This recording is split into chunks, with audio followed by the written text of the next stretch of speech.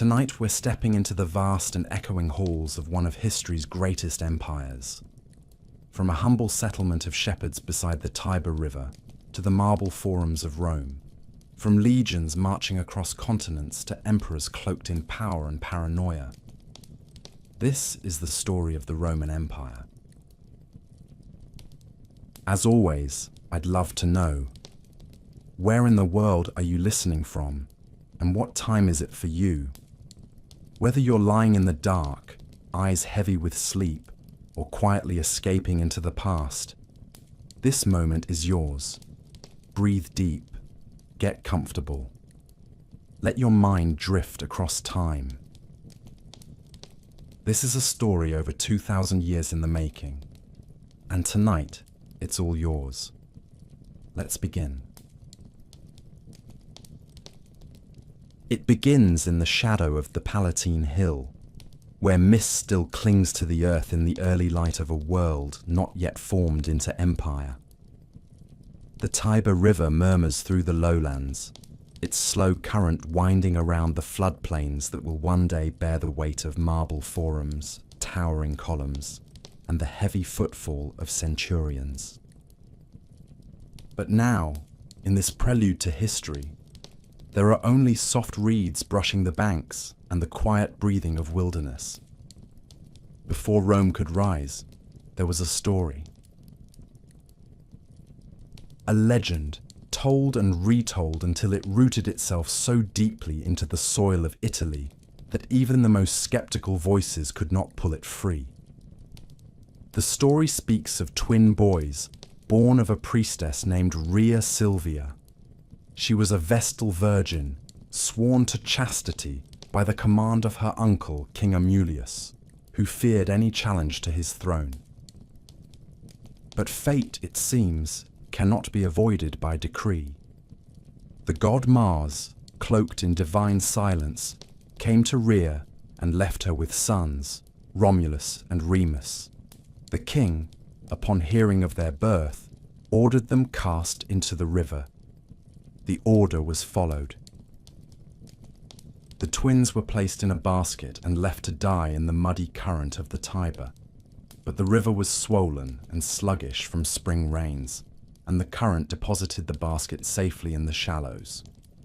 There, near the roots of a fig tree, a she-wolf found them. She was not a creature of horror, as later stories would make her. She was a mother with no pups of her own. Her fur was bristled and her breath warm, and she took the boys into her den beneath the Palatine. There she nursed them, and they lived. The shepherd Faustulus later found them and brought them into his home. The twins grew among flocks and fields, unaware of the bloodlines that coiled through their veins. They were bold and stubborn and unafraid of struggle. As young men, they learned the truth of their lineage and helped their grandfather reclaim his rightful throne in Alba Longa. They might have stayed, but they didn't. Something pulled them back to the wilderness near the river. That stretch of land near the 7 hills called to them, and they answered with ambition. They decided to build a new city. But even in the beginning, Rome was forged in conflict. The twins could not agree on where to lay the first stone or who would lead. Romulus favored the Palatine Hill. Remus preferred the Aventine. They consulted omens. Romulus saw more birds. Remus claimed he saw them first. The argument ended with blood in the dirt. Remus was killed, whether by Romulus himself or by one of his men, the stories differ. But the result was the same. One brother lived. One brother ruled. The survivor drew a line in the earth, marked the limits of his walls, and began to build. No one could cross the sacred boundary without death, he declared. The message was clear. The city would be defended, even if that meant slaying kin. The date given by tradition was April 21st, 753 years before the birth of Christ. That year was remembered not because of the stones or the borders, but because of the will behind them. Romulus named the city after himself and became its first king. Around him, the new city grew in rough circles, simple huts, wooden palisades, and early temples to unknown gods. Men from nearby tribes were drawn to the place, and when few women followed, Romulus orchestrated the infamous Sabine abduction. During a feast, the Romans seized the daughters of the neighboring Sabines and forced them to marry. The act was brutal, but it stitched two peoples together. The Sabine men were eventually reconciled, and the city expanded again. In the decades that followed, Romulus continued to rule, but legends say his end was as mysterious as his beginning. One day, he vanished in a storm, taken up into the sky. His followers believed he had become a god. Whether that was true or not, his city remained. Rome had been born in violence, shaped by ambition, and claimed by divine favor. It would not be the last time that myth and reality blurred, or that the boundaries of empire would be drawn with a sword. But for now, it was still only a village by a river, breathing in the silence before history began to speak. The city that Romulus founded did not remain a solitary dream for long. Rome grew, not only in the number of its citizens, but in the complexity of its identity. It became a city of mingled tribes and uneasy alliances, a place where new laws tried to tame old instincts. Romulus ruled as king until his strange disappearance, and though he was later worshipped as the god Quirinus, his departure left a throne behind. Others would sit upon it. Rome would not yet be a republic or an empire. For more than 200 years, it would be ruled by kings. According to Roman tradition, 7 kings ruled in sequence. The names of some are etched into the foundation stones of legend. The second king, Numa Pompilius, was a Sabine, said to be wise and deeply pious. While Romulus had built walls and forged weapons, Numa turned his attention to temples and time. He shaped the early calendar, created priestly offices, and taught the people to offer sacrifice and keep peace when war was not required. The rituals he established were said to be handed down from the gods themselves. Whether true or not, the people believed. The city became more than a military outpost. It became a place of rhythm and tradition, a society slowly learning the meaning of order. Other kings followed, each leaving marks that would endure.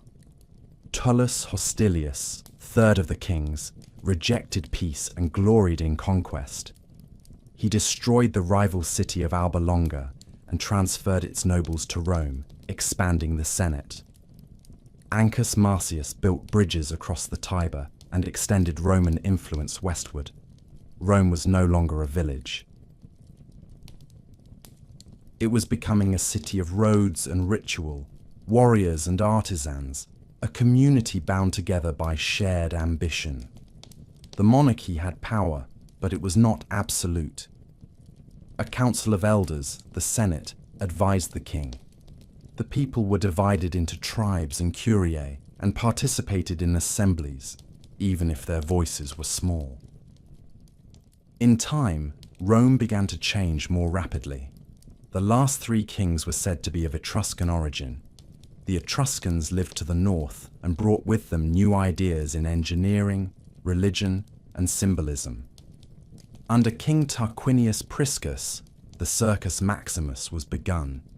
With Servius Tullius, the city was divided into districts, census records were kept, and the military was reorganized into centuries. Servius was said to be born of a slave woman and rose to power through merit. His rule was long and filled with reform, but it ended in blood, as many reigns did. He was murdered by his son-in-law, a man who would become the last king of Rome. Lucius Tarquinius Superbus, remembered only as Tarquin the Proud, took the throne not by consent, but by force. He ruled with cruelty and suspicion. He abolished many rights that his predecessors had protected and governed without the Senate's blessing. His projects were ambitious, including the construction of the massive temple of Jupiter Optimus Maximus on the Capitoline Hill, but his methods were ruthless. His downfall did not come from battle or foreign invasion, but from within his own house. According to the tradition, his son Sextus Tarquinius committed a brutal act against a noblewoman named Lucretia. Her public suicide, in response to the violation, ignited outrage among Rome's leading families. One of them, Lucius Junius Brutus, led a revolt. The people rose. The king was expelled. His family was cast out, and the monarchy itself was declared finished. In its place, the Romans established a new form of government, one that rejected kingship and entrusted power to magistrates elected by citizens. The Republic had begun, though its early years would be fragile. The memory of the kings would linger, a mixture of respect for order and deep distrust of tyranny. For centuries after, no Roman would dare claim the title of king without facing hatred and rebellion. They remembered the end too well. The age of the kings had shaped them, but it had also taught them what power could do when held too tightly. So the crown was broken, and the sword passed to the people, or so they believed. The story of Rome was only beginning, but already its rhythm was set. Glory born of violence, greatness shaped by struggle, and always the desire to build something that would outlive its founders.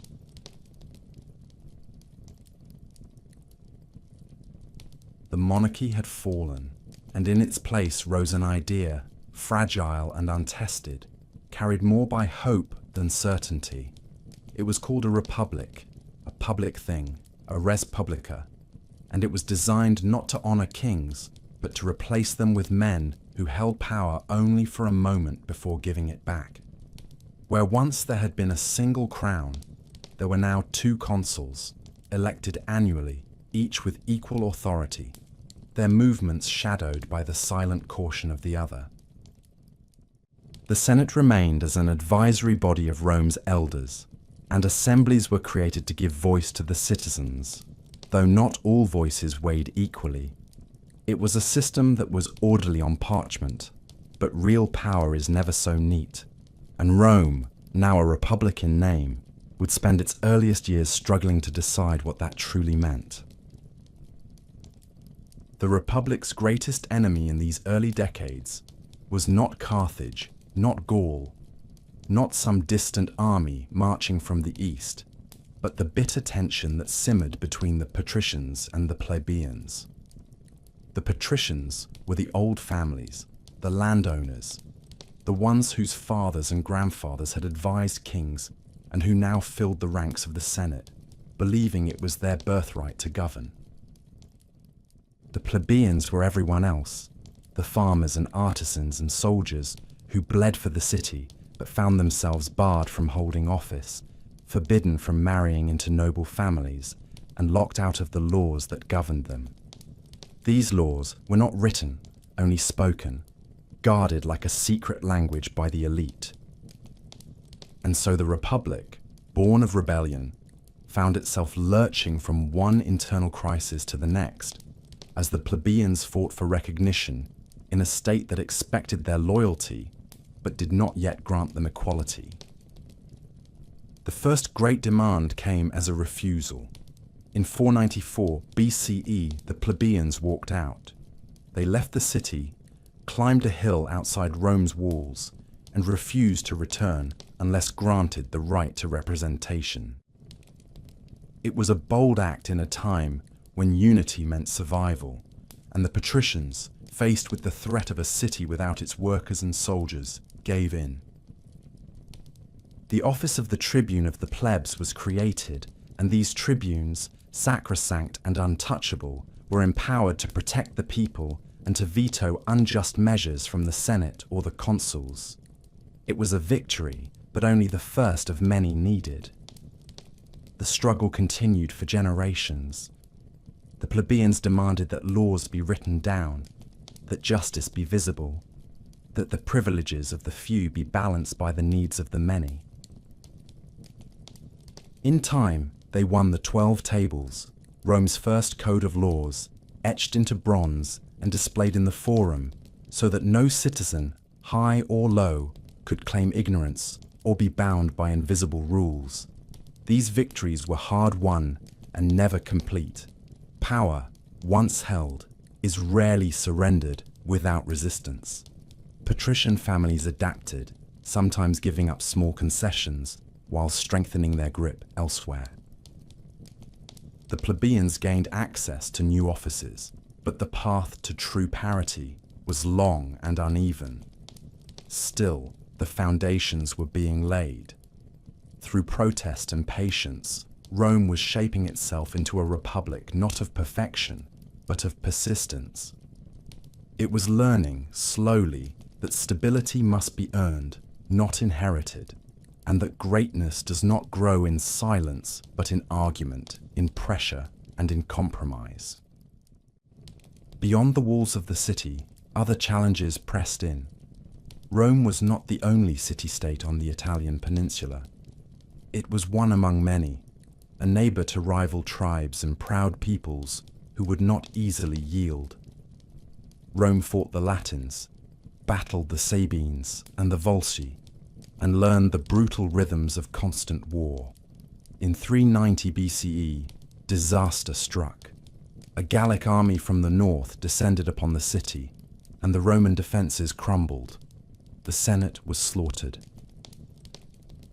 The sacred geese of Juno, according to the tale, squawked and shrieked as Gauls climbed the Capitoline hill under cover of darkness.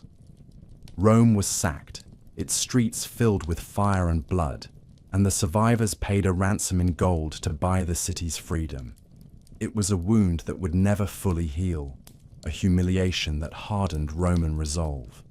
From the ashes, the Romans rebuilt. They fortified their walls, reformed their army, and vowed that such shame would never be repeated. The Republic endured. It staggered and adapted, fractured and reformed. In the space of a few generations, it became a city no longer ruled by kings, but not yet ruled by law alone.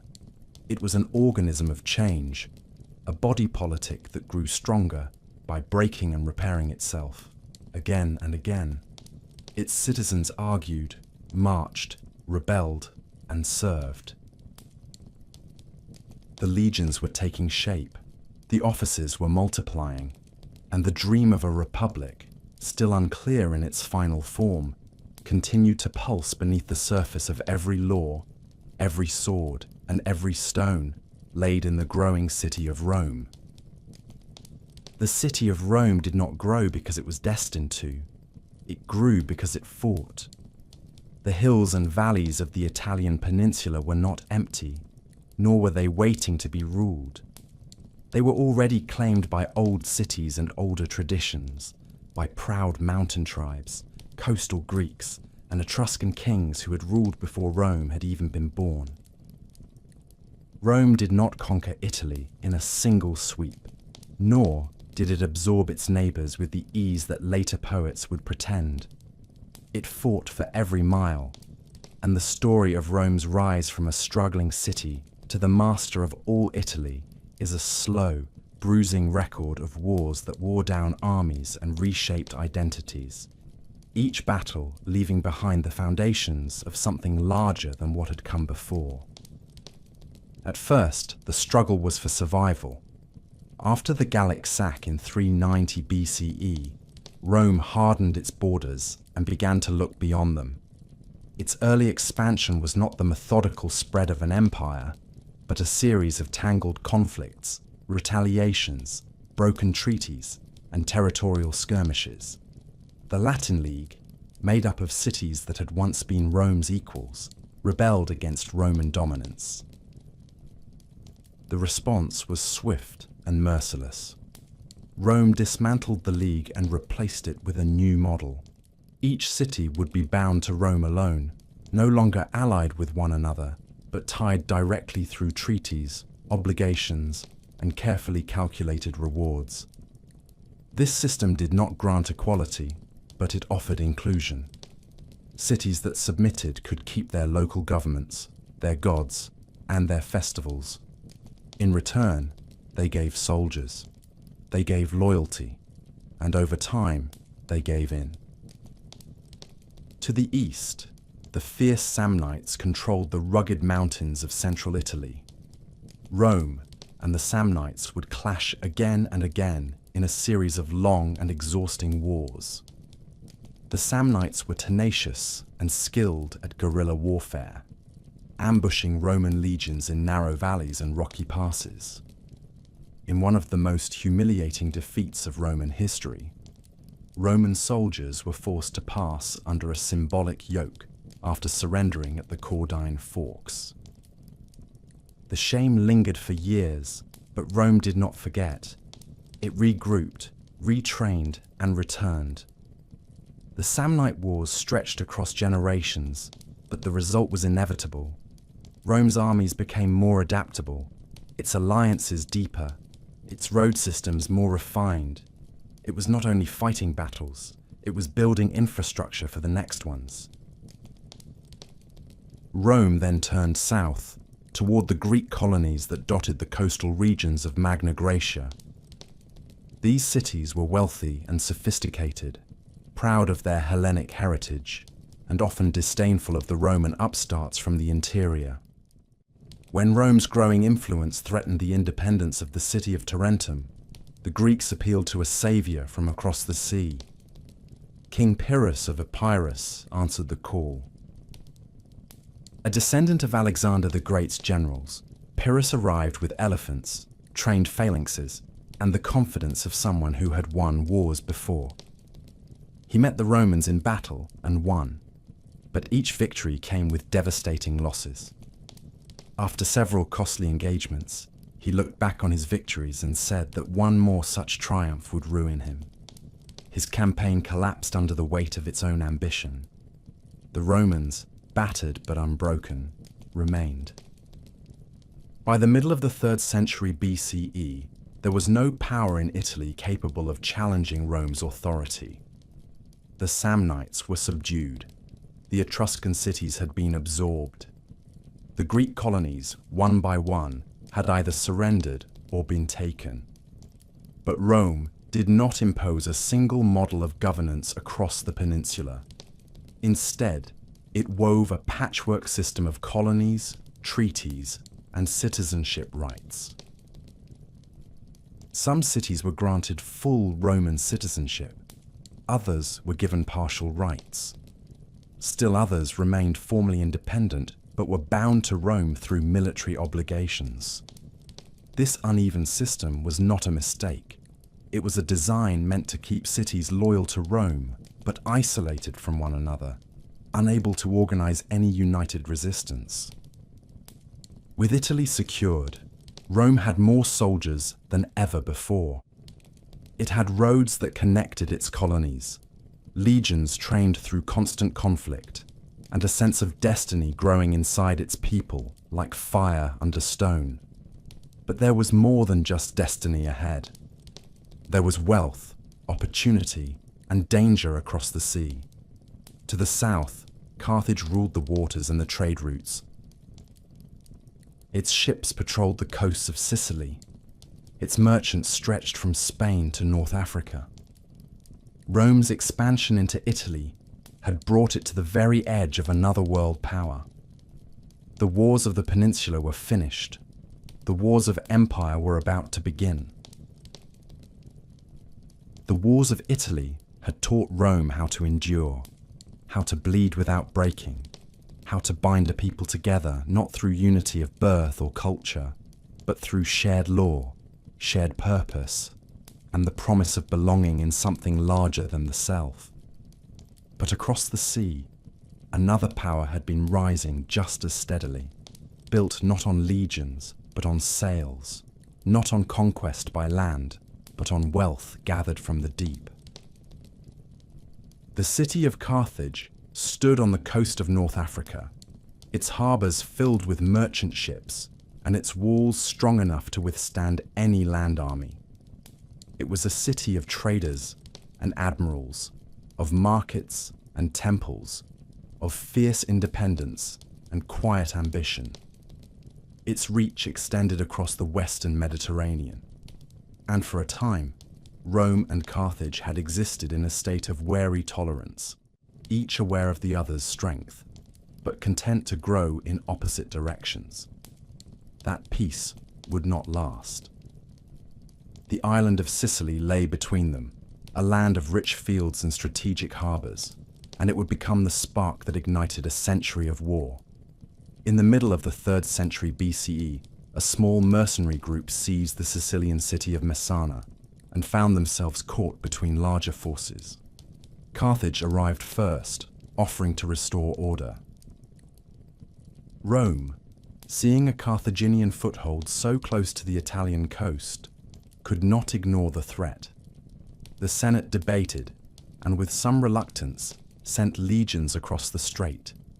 It was a decision made in caution, but it would draw Rome into its first true war beyond the peninsula.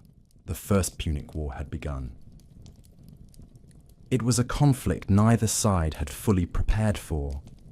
Carthage dominated the sea, and Rome had little experience in naval warfare. But the Romans, as always, learned quickly. They built ships modelled after captured Carthaginian vessels, trained crews with relentless discipline, and developed a boarding device called the corvus that turned sea battles into hand-to-hand struggles, more familiar to Roman soldiers. For more than 2 decades, the war dragged on. Rome won battles, then lost fleets to storms. Carthage countered with its superior navy, but struggled to hold territory inland. Cities changed hands, alliances shifted, and the island of Sicily became a graveyard for thousands. In the end, it was Rome's resilience that prevailed. In 241 BCE, after a final naval victory at the Battle of the Aegates Islands, Carthage sued for peace. Rome imposed harsh terms. Sicily became Rome's first overseas province. The Republic had stepped beyond Italy and claimed foreign soil as its own. But peace with Carthage was shallow, and time did not heal the wounds. When Carthage turned its attention to Spain, hoping to rebuild its power through new conquests and silver mines, Rome watched with suspicion. Tensions grew with every campaign. The final blow came not from Rome, but from a Carthaginian general whose name would become etched into Roman memory with fire. Hannibal Barca, son of a commander from the First War, took an oath in childhood to never make peace with Rome. In 218 BCE, he acted on that vow. Leading a multinational army from Spain, Hannibal crossed the Pyrenees, forded rivers, and did what no Roman thought possible. He led his forces across the Alps and descended into Italy, bringing war directly to the heart of the Republic. It was not only an invasion, it was a masterstroke of strategy. Hannibal's army, battered and diminished from the mountains, still managed to win battle after battle. At the Trebia River, at Lake Trasimene, at the horrific plain of Cannae, he outmaneuvered and annihilated Roman legions. Tens of thousands died in a single day at Cannae, a circle of death so complete that even hardened commanders lost hope. Cities in the south of Italy defected. Panic gripped Rome. But the Republic did not surrender. It adapted. Under the cautious leadership of Fabius Maximus, Rome avoided open battle and harassed Hannibal's supply lines. Hannibal remained in Italy for more than a decade, undefeated but isolated, a threat that Rome could not crush but refused to bow before. Meanwhile, Rome fought elsewhere. In Spain, young generals rose to prominence. One of them, Publius Cornelius Scipio, proved himself a brilliant commander. He captured New Carthage, drove Carthaginian forces from the Iberian Peninsula, and brought the war to North Africa. In 202 BCE, at the Battle of Zama, Scipio and Hannibal met for the first and only time. It was a reversal of Cannae. This time, it was the Roman strategy that prevailed. Hannibal's elephants were turned against him. His infantry, worn and outnumbered, could not withstand the Roman legions. Carthage was defeated. Hannibal survived, but the war was lost. Rome imposed even harsher terms than before, stripping Carthage of its fleet and its independence in foreign policy. Scipio was given the title Africanus, and Rome stood supreme in the Western Mediterranean. The Second Punic War had shaken the Republic to its core, but it had also proven something essential about Roman identity. Victory was not born from brilliance alone. It came from stubbornness, from an ability to endure disaster and keep fighting, from a system that could lose battles, but never lose its will.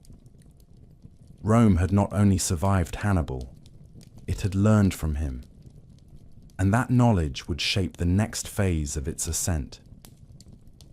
Rome had emerged from the Second Punic War, not only victorious, but transformed. It had faced one of the greatest generals in history, lost more men than could be counted, seen its fields burned and its alliances strained to the breaking point, and still it had endured.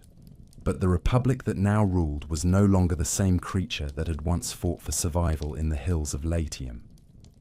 It was larger, more confident, and increasingly unafraid of expanding into foreign lands. The wars against Carthage had trained its people to think beyond their own peninsula, and with that shift came a new appetite, not just for defense or survival, but for dominance. The Mediterranean, once a sea divided among competing cultures and rival powers, was now beginning to take on the shape of a Roman lake. The Republic was not yet an empire, but it was behaving like one. The remnants of Carthaginian power still flickered after Zama, but they burned low, and Rome kept a watchful eye on every spark. Carthage had been stripped of its navy, forbidden from waging war without Rome's consent, and crushed under a heavy burden of tribute. Yet it remained a trading city, prosperous in commerce and rich in agriculture. For a generation, it paid its debts faithfully and posed no threat. But prosperity itself became an irritant. There were senators in Rome who believed that Carthage should not be allowed to recover. Chief among them was Cato the Elder, who ended every speech, regardless of topic, with the same grim refrain, that Carthage must be destroyed. In 149 BCE, when Carthage responded with force against an African neighbor in self-defense, Rome seized the opportunity. War was declared once again. The Third Punic War was less a battle than an execution. Rome sent an army not to negotiate, but to destroy. Carthage resisted fiercely, withstanding a brutal siege that lasted 3 years. Families starved, fires raged in the streets. When Roman forces finally broke through, they fought house by house, dragging survivors into slavery and killing those who resisted. The city was leveled. According to legend, the land was salted to prevent anything from growing, though that part may be poetic invention. But Carthage was only one part of the Mediterranean story. While it had dominated the West, Greece and the Hellenistic kingdoms ruled the East. Macedonia, the homeland of Alexander the Great, had once controlled a vast empire stretching to the edge of India. After his death, his generals carved up his conquests into competing realms. By the 2nd century BCE, these kingdoms still wielded considerable influence, but they had also grown complacent. Rome, fresh from its victories in the West, turned its gaze eastward. At first, it claimed only to protect allies, but protection soon became interference, and interference led to war. The Macedonian Wars were a series of conflicts that allowed Rome to insert itself deeper into Greek politics with each passing decade. When Macedon resisted Roman pressure, war was declared. When Greek cities rose up in revolt, Rome responded with force. By 146 BCE, the same year that Carthage was destroyed, Rome also crushed Corinth, the heart of Greek commerce. Statues were looted, temples burned. The treasures of Hellenic civilization were packed onto Roman ships and carried west. Greece, once the teacher of Rome in art and philosophy, had become a province. The symmetry of that year was impossible to ignore. In a matter of months, two ancient powers, Carthage in the west and Greece in the east, had been brought to ruin. Rome stood alone. What followed was not a formal declaration of empire, but an imperial reality. Provinces were established in Spain, in North Africa, in Greece, in Asia Minor. Governors were appointed to oversee them, some just and disciplined, others corrupt and greedy. The wealth of the world poured into Rome: gold, slaves, spices, art, grain. Senators returned from distant campaigns with fortunes unimaginable to their fathers. Villas multiplied along the Italian countryside.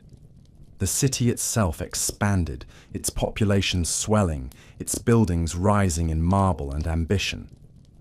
The Forum filled with monuments to victory. Triumphs marched through the streets, celebrating generals who had pushed Rome's frontiers farther than ever before. Yet even as Rome mastered the Mediterranean, cracks had begun to form beneath its foundation. The armies were changing.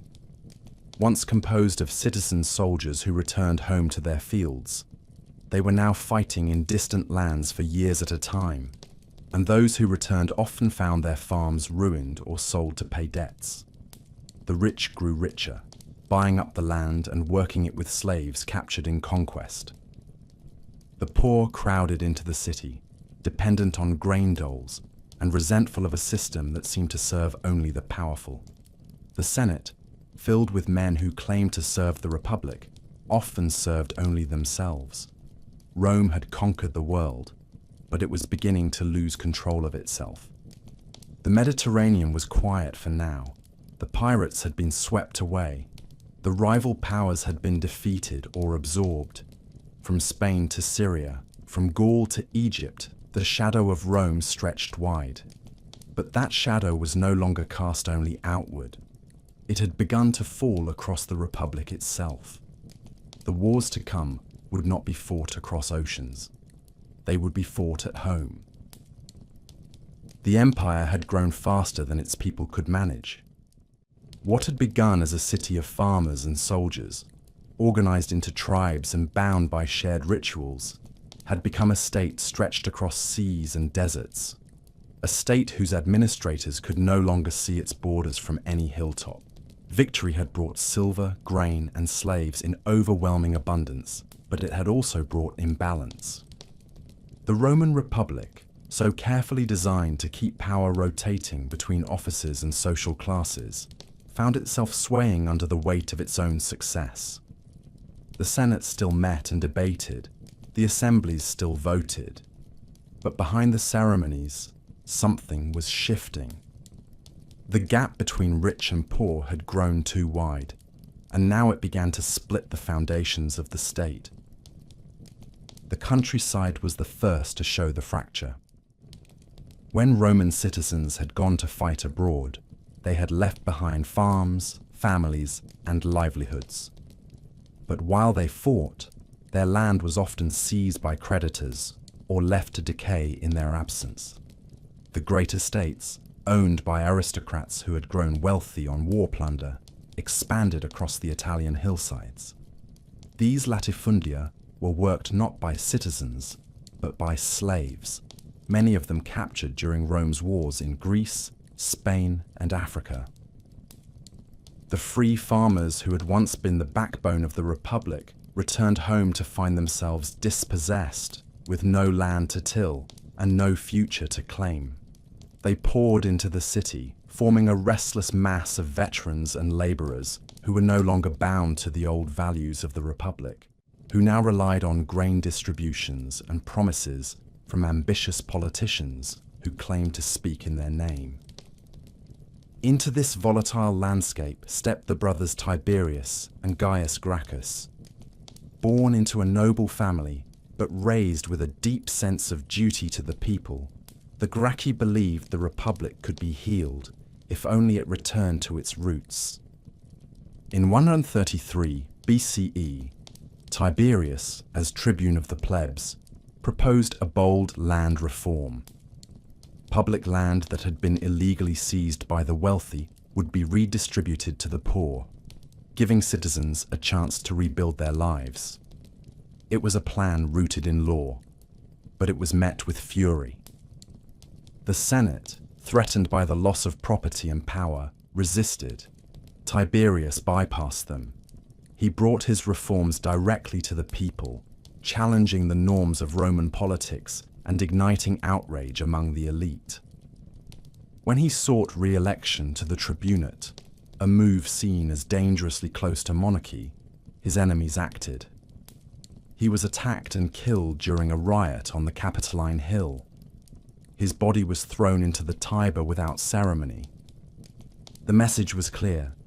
Rome could tolerate hunger and injustice, but it would not tolerate challenge to its traditions.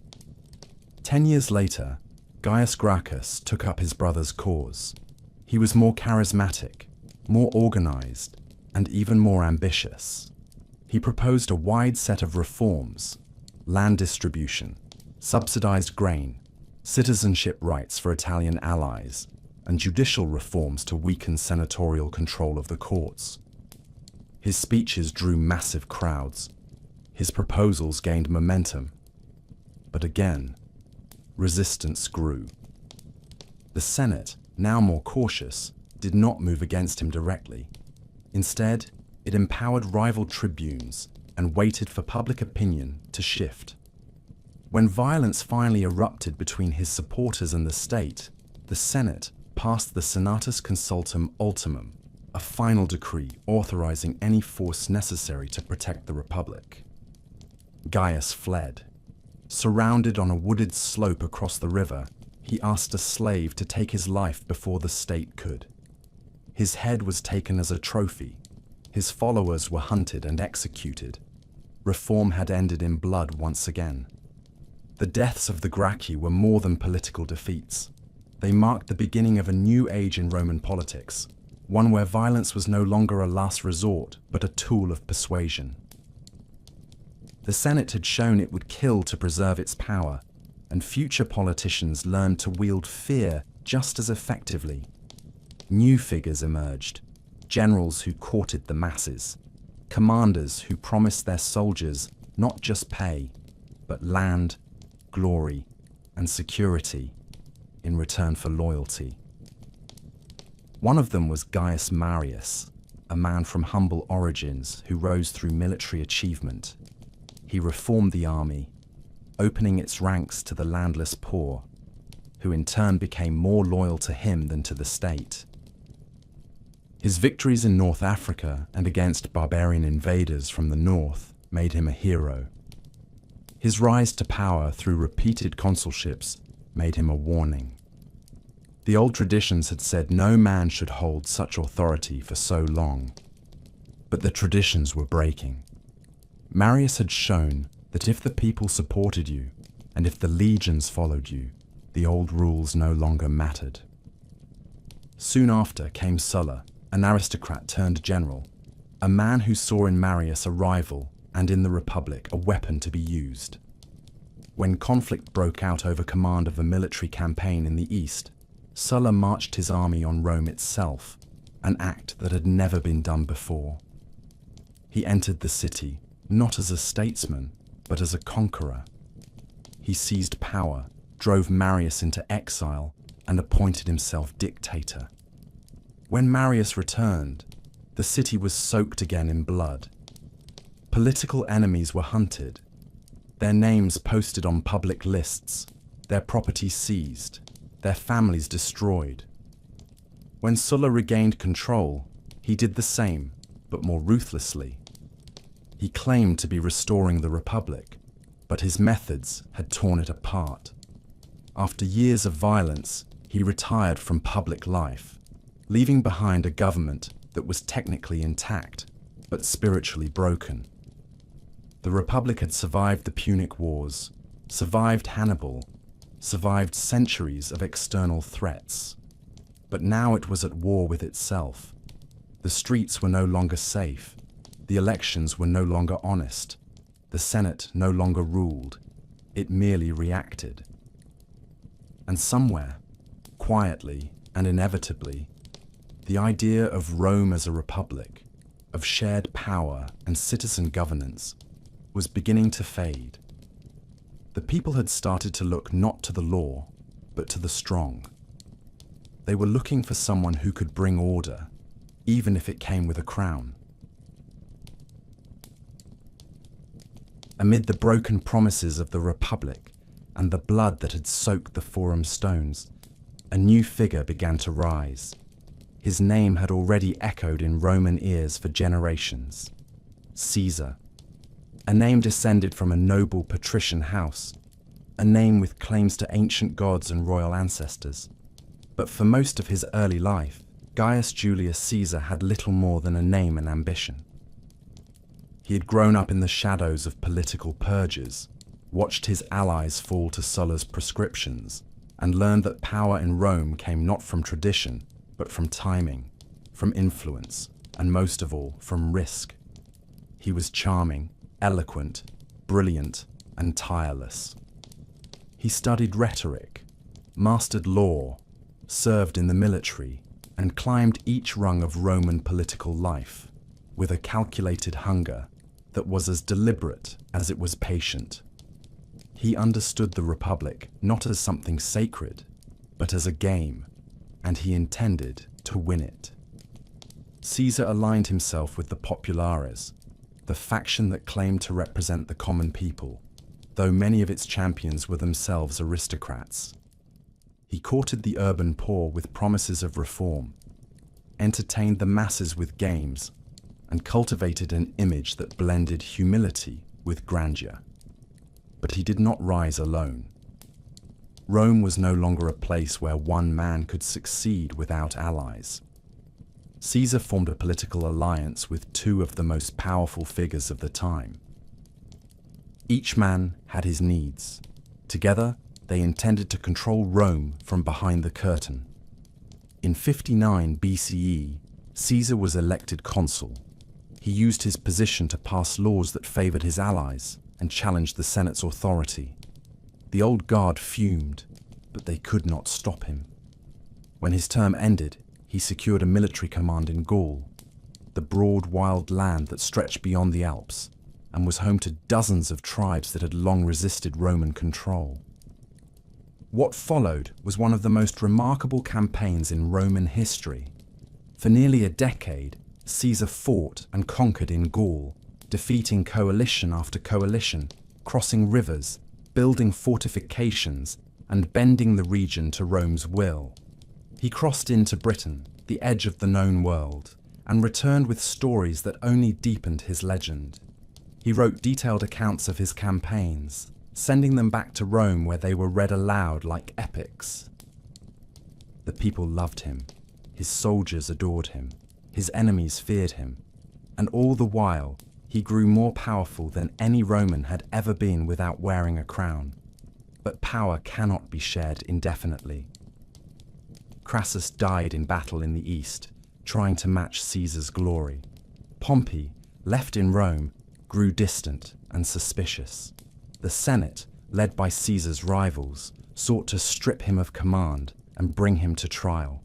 They feared what he had become. They feared what he might do. Caesar was ordered to return to Rome, but only if he left his army behind. It was a line drawn not in law, but in fear. And Caesar, who knew better than anyone that crossing lines was how power was claimed, made his decision. In 49 BCE, He led his army across the Rubicon River, a shallow stream that marked the boundary between his province and Italy proper. It was an act of treason. It was also a declaration. He had chosen civil war over submission. According to tradition, as he crossed the river, he said the words that would echo for centuries. The die is cast. Rome erupted into chaos. Pompey fled to the east, gathering an army in Greece. Caesar pursued him across the sea. The two men who had once stood side by side as allies now faced one another on the battlefield. At Pharsalus, in 48 BCE, Caesar's forces crushed Pompey's despite being outnumbered. Pompey escaped to Egypt, where he was murdered by a local court, hoping to please the victor. Caesar arrived soon after and was presented with Pompey's severed head. He did not smile. He wept. Whether out of sorrow or strategy, no one could say for certain. He lingered in Egypt, entangling himself in the dynastic struggles of the Ptolemies and aligning himself with Cleopatra, a brilliant and charismatic queen who would become his lover and the mother of his only known son. Together they traveled the Nile. Together they dreamed of what might come next. When Caesar returned to Rome, there was no one left to oppose him. He was appointed dictator, first for a year, then for 10, then for life. He reformed the calendar, revived the Senate with new members, planned colonies for veterans, and introduced laws meant to ease debt and control grain supply. He refused to act like a king, but he accepted honors that blurred the difference. Statues were raised. His image was printed on coins. He sat on a golden chair in the Senate, wore a purple robe, and answered only to himself. The Republic had become a memory, and in that memory, resentment stirred.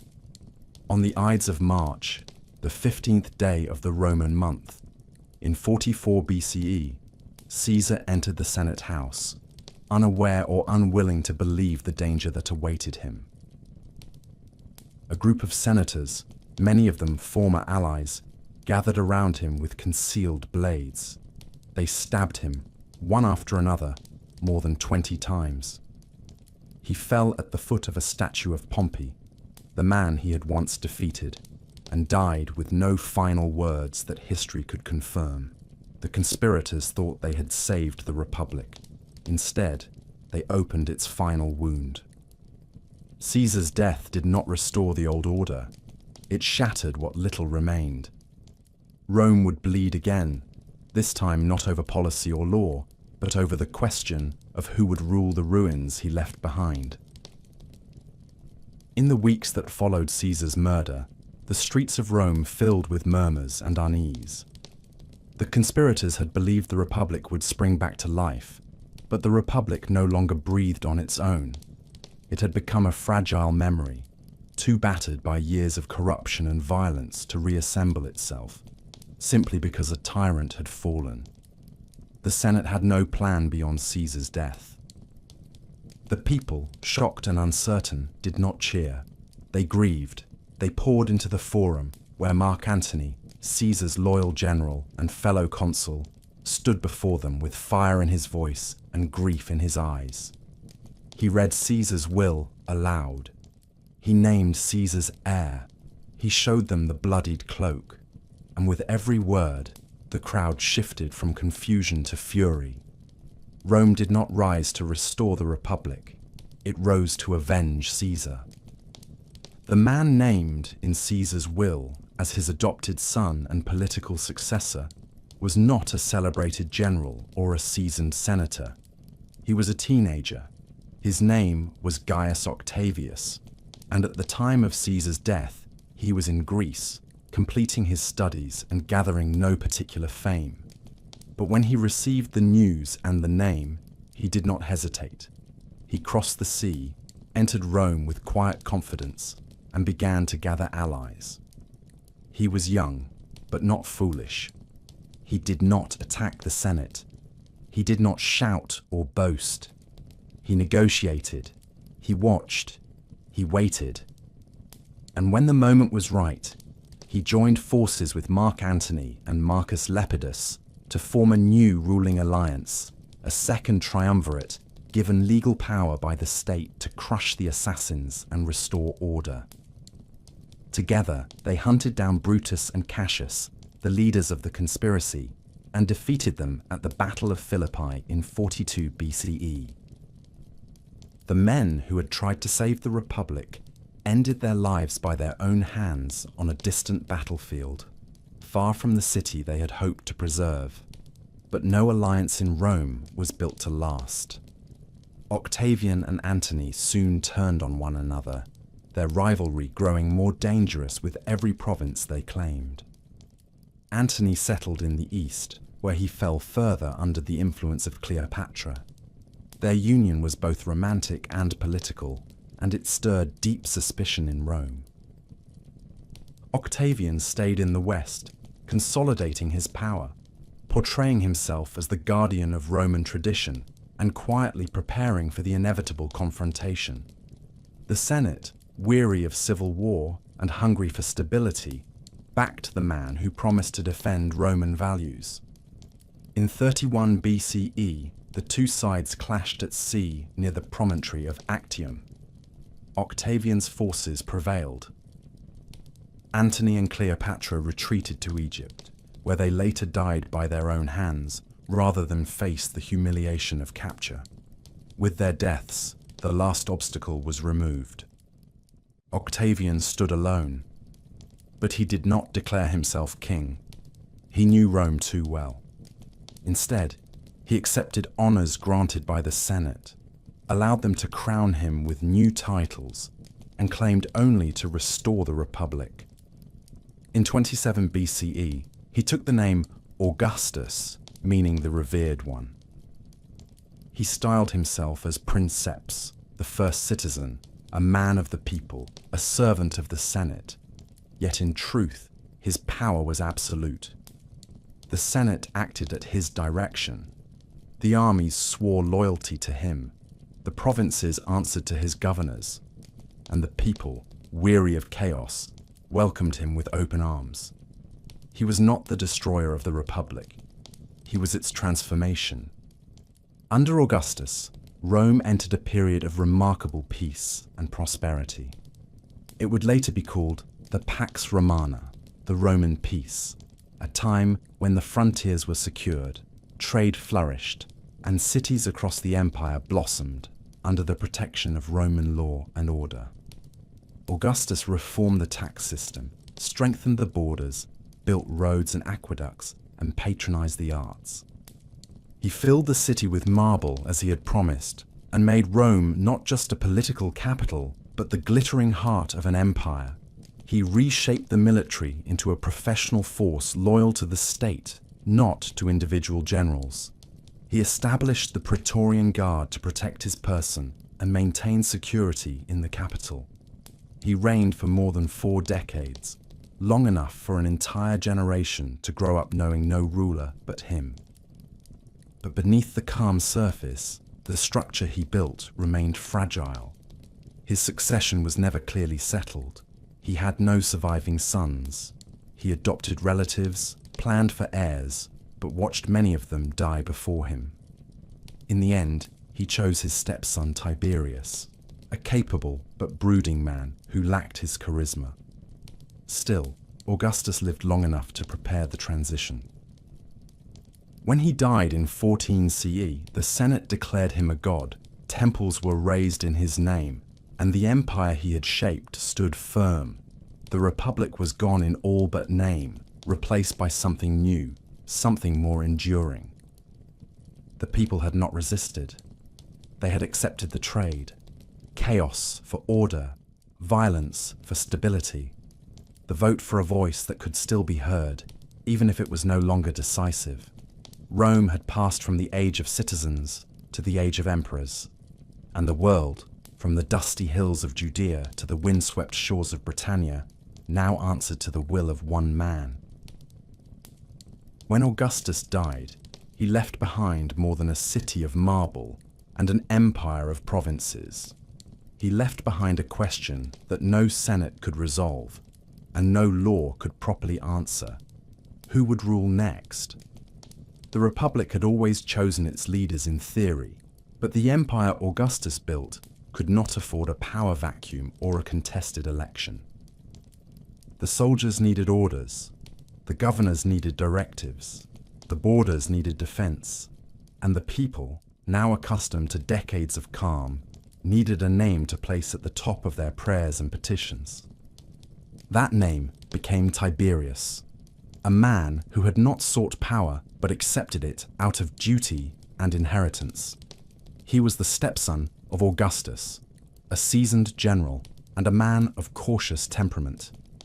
Where Augustus had been charming and visionary, Tiberius was closed and cold, more comfortable with military ranks than senatorial applause.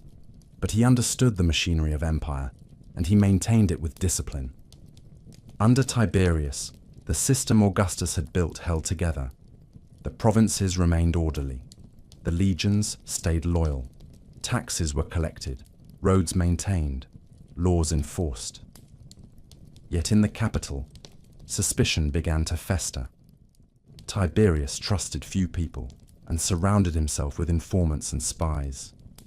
He relied heavily on the Praetorian Guard, especially its commander Sejanus, who grew bold enough to believe he might one day rule himself.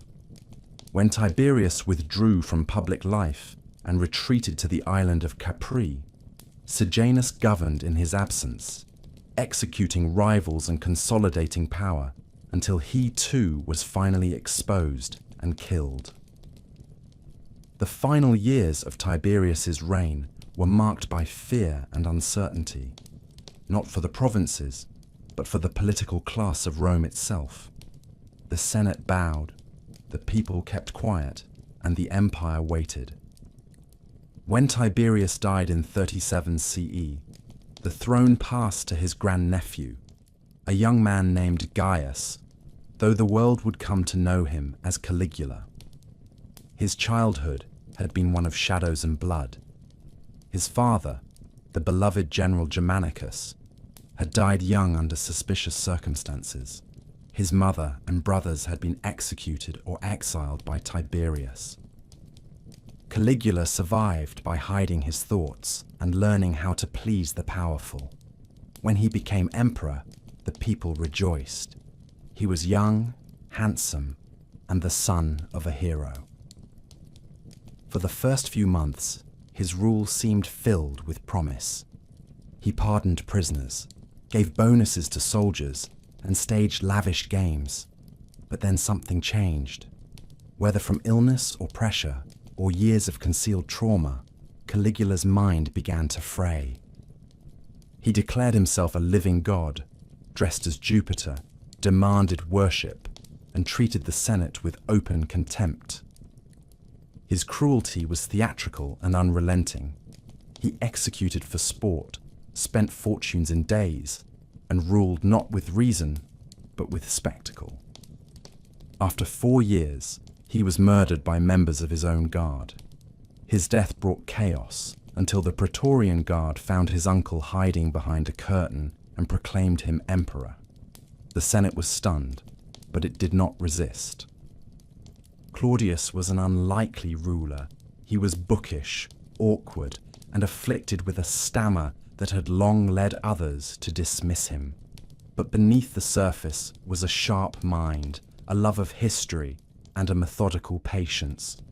He accepted the role of emperor not out of hunger, but out of survival. And once in power, he governed with care. Claudius expanded the empire by conquering Britannia, adding another jewel to Rome's crown. He reformed the bureaucracy, improved the judicial system, and granted citizenship to more provincials than any emperor before him. He married unwisely, however, and his final years were overshadowed by palace intrigue. His last wife, Agrippina the Younger, ensured her son by a previous marriage would succeed him. According to many accounts, she poisoned Claudius to hasten that succession. Whether true or not, the result was the same. In 54 CE, her son Nero became emperor. Nero was young, theatrical, and raised on a diet of politics and paranoia. For a time, he ruled under the guidance of wise advisors like Seneca, but that balance soon broke. Nero yearned not to govern, but to perform. He sang on stage, raced chariots, and fancied himself a poet and artist, rather than a statesman. Rome, in his view, was a theatre, and he its star. When a massive fire consumed much of the city in 64 CE, Nero's response was more focused on rebuilding in his own image than on aiding the victims. He constructed a grand palace on the ruins, complete with an artificial lake and a colossal statue of himself. He blamed the fire on the Christians, a small and unpopular sect at the time, and launched a brutal persecution. Executions, torture, and crucifixions followed, many carried out as public entertainment. His rule grew more erratic with time. He killed his mother, his wives, and any senator he deemed disloyal. Eventually, the provinces rebelled. The legions declared for other leaders. Nero, abandoned and alone, fled the capital and took his own life. He was 30 years old. With Nero's death, the Julio-Claudian dynasty came to an end. The line that had begun with Augustus passed through Tiberius, Caligula, Claudius, and Nero was finished. What remained was the empire itself, not bound to a family, but still standing. The Senate scrambled to fill the void. The army looked for strength. The people once again held their breath. But the imperial system, for all its flaws and fragility, had endured. The throne could be emptied, but the empire would not collapse. Not yet. The idea of Rome had grown too large, too deep, too necessary. It would live on, carried forward by emperors who would come and go, each leaving their mark upon the marble that Augustus had once promised. After Nero's death, Rome entered a year of uncertainty.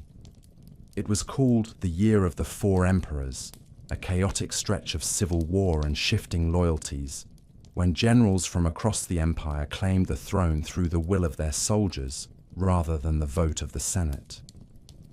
The empire had grown too large to be governed from a single city without the backing of the legions. Galba was the first to seize power, but he lacked the favor of the army and was quickly overthrown. Otho followed, then Vitellius, each ruling for months before being killed or deposed. Blood flowed in the streets and across distant provinces as the empire trembled beneath the weight of its own uncertainty. But out of this turmoil emerged a man who would restore stability, not through terror or charm, but through discipline and clarity. His name was Vespasian, and he had spent his life in the service of the state, rising through military command with no illusions about power or legacy. He was not born into nobility, nor shaped by courtly ambition. He was practical, experienced, and weary of chaos. And under his rule, Rome began to recover. Vespasian founded the Flavian dynasty and rebuilt what had been damaged by the excesses of Nero and the fires of civil war. He restored financial order, launched public building projects, and placed competence above lineage in appointments of authority. It was under him that the Colosseum began to rise in the heart of Rome, a monument to both spectacle and imperial strength. His sons, Titus and Domitian, succeeded him in turn. Titus, remembered for his kindness and decisiveness, reigned during the eruption of Mount Vesuvius and the destruction of Pompeii and Herculaneum. Domitian, more autocratic and suspicious, ruled for a longer stretch but was assassinated by his own court. The dynasty ended with his death, but the structure of the empire, now reinforced and more securely administered, endured. The Senate, in rare agreement with the military, chose a successor not from blood, but from merit. That choice would begin what later historians called the era of the 5 good emperors. The first of them was Nerva, an elderly senator with no children and no delusions of eternal rule. He governed with moderation, restored some senatorial authority, and most importantly, adopted a capable successor. That man was Trajan, a Spanish-born general whose leadership would carry Rome to its greatest territorial extent. Trajan was bold and ambitious, beloved by the legions, and tireless in pursuit of conquest. He marched east, defeating the Dacians and seizing their gold mines. He extended Roman influence deep into the Near East, capturing Armenia, Mesopotamia, and reaching as far as the Persian Gulf. The empire, under his command, stretched from the shores of the Atlantic to the deserts of Arabia, from the forests of Britannia to the edge of the Indian world.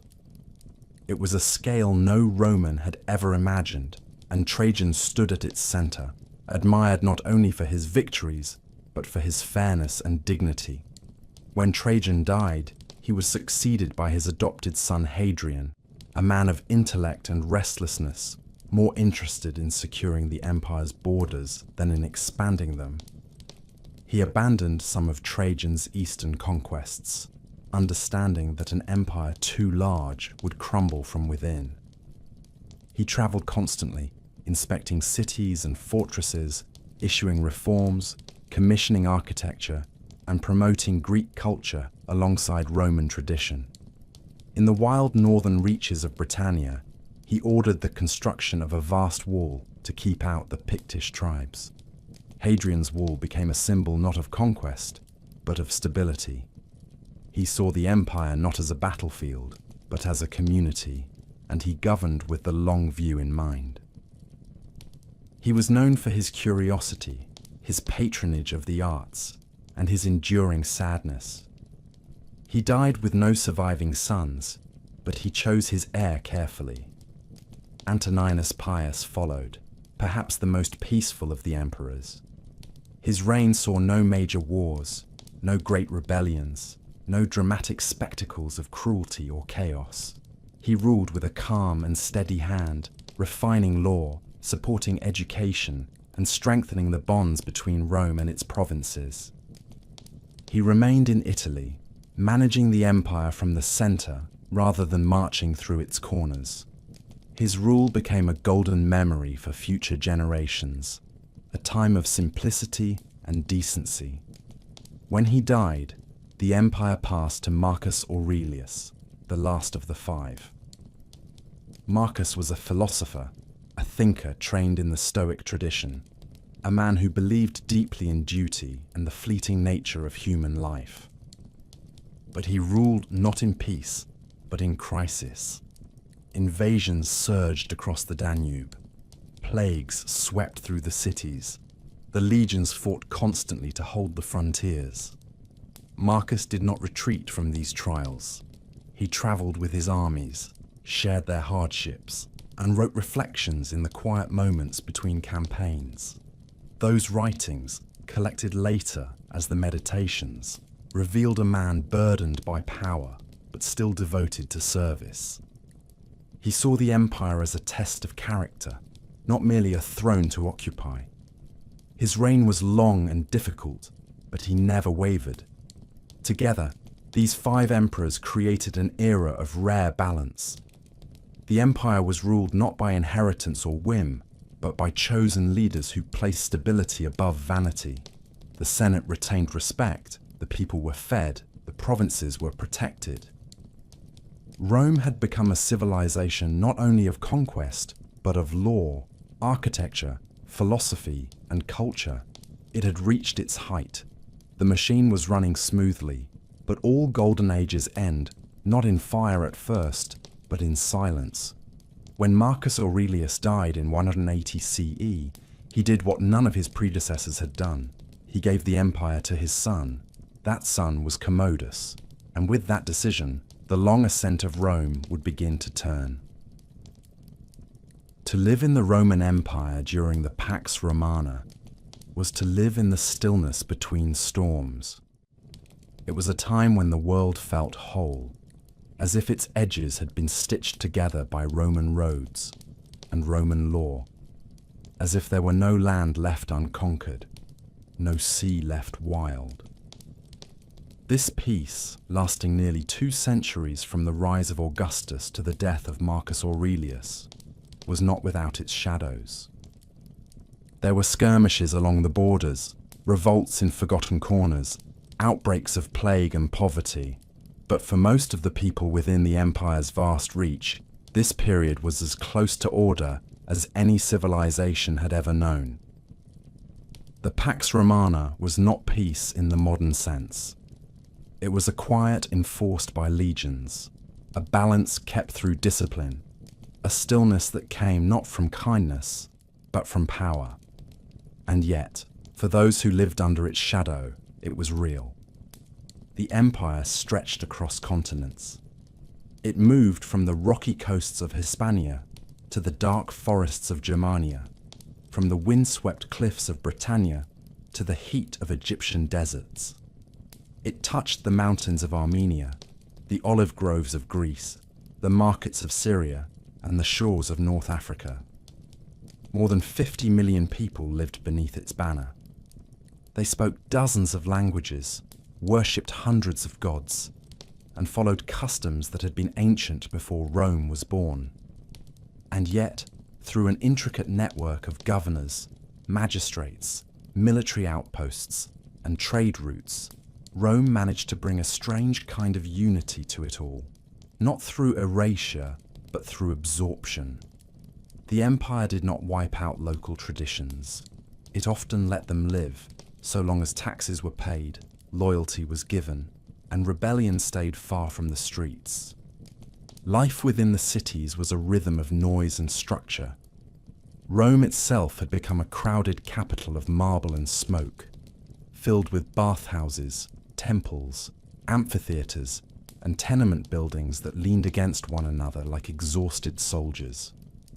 The poor lived in multi-story apartment blocks called insulae, packed tightly with families who cooked over open flames and fetched water from public fountains.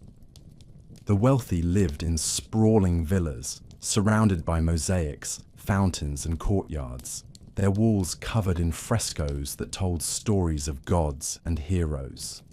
The air was filled with the smells of oil and ash, wine and sweat, spices from distant ports, and incense from a dozen temples.